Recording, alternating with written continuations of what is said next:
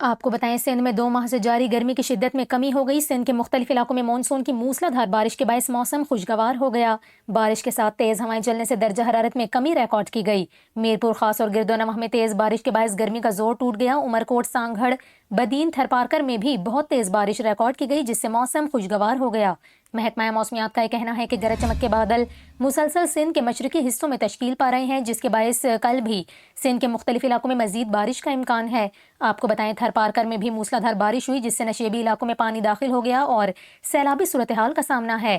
موسمیاتی ماہرین کا بتانا ہے کہ آئندہ 24 سے 48 گھنٹوں کے دوران جنوب مشرقی ساحلی وسطی اور شمال مشرقی سندھ، جن میں تھرپارکر، مٹھی، عمرکوٹ، سانگھڑ، ٹنڈو محمد خان، ٹنڈو اعلیار، میرپور خاص، سکھر، لاڑکانہ، دادو، بدین، کراچی کے کچھ علاقوں، حیدرآباد میں کہیں کہیں، ٹھٹھہ، سجاول اور پڑیدن میں آندھی، جھکڑ چلنے اور گرج چمک کے ساتھ بارش کا امکان ہے۔